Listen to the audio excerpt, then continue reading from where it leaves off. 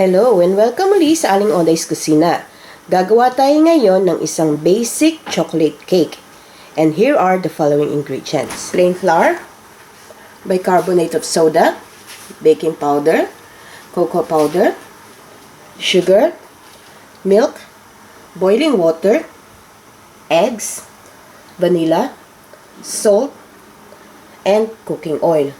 So, ang complete recipe at exact measurements, makikita nyo ang link sa description box. Paki-check na lang. So, before we start, mag-prepare lang tayo ng 9-inch round baking pan. Mag-oil na tayo at lagyan natin ng parchment paper or wax paper. And then, mag-dust lang tayo ng konting flour. Pati dun sa sides.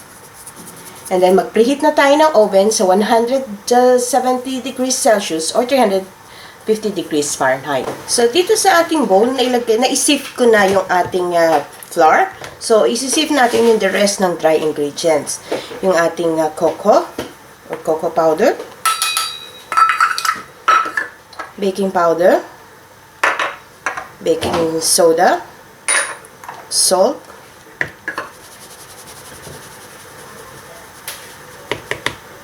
at yung sugar.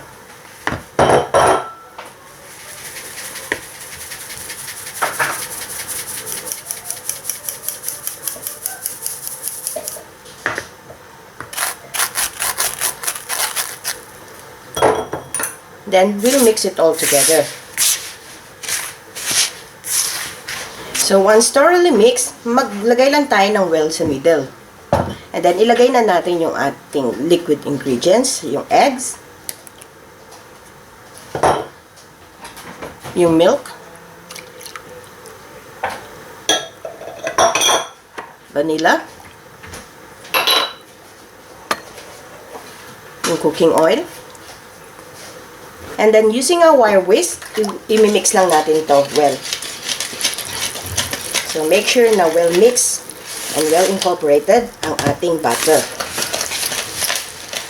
So, ayan. Once well mixed ang ating butter, i-add na natin yung hot water.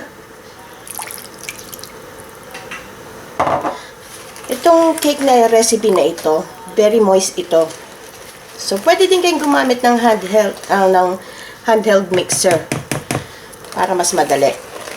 So, continue lang natin to hanggang maging well incorporated. So, ayan. Well mixed na yung ating butter. So, pwede na natin itong isalin sa ating prepared baking pan. So, isalin na natin yung ating butter.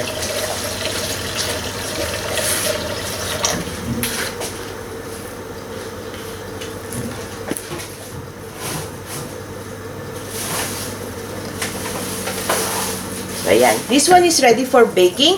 I-bake natin to for 45 minutes on a 170 degrees preheated oven or 350 degrees Fahrenheit. So, check na lang natin to using stick test. So, ito na yung ating cake na na-bake. So, para to check natin to, using a stick test, tusukin lang natin sa middle. When the stick comes out clean, ready na ito.